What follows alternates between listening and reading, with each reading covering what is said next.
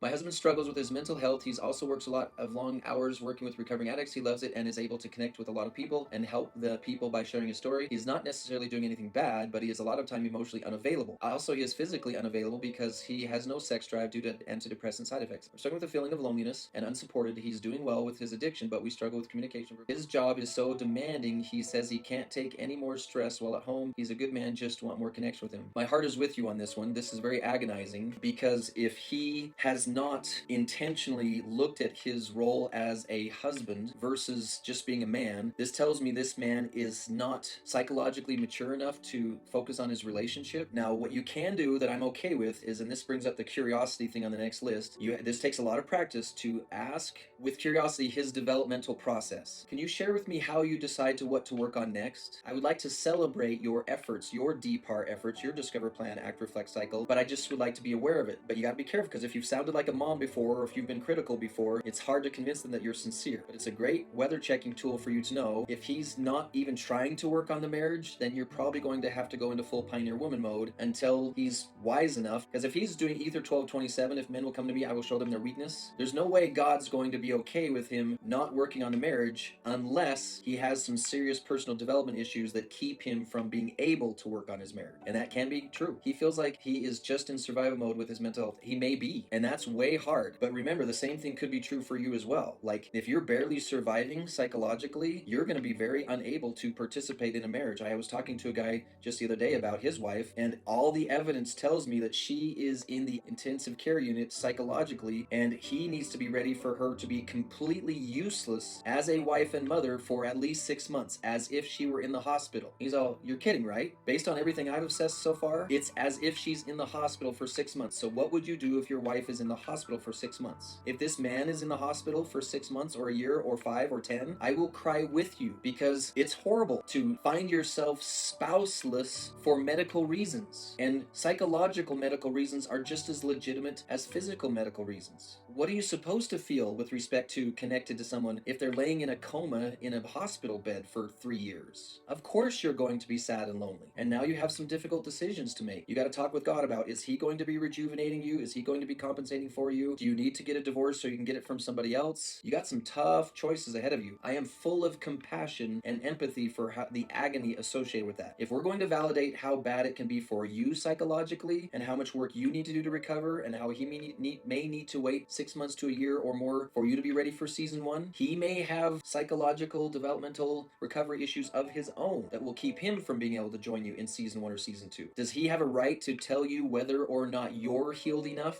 No. You also don't have a right to decide if he's healed enough.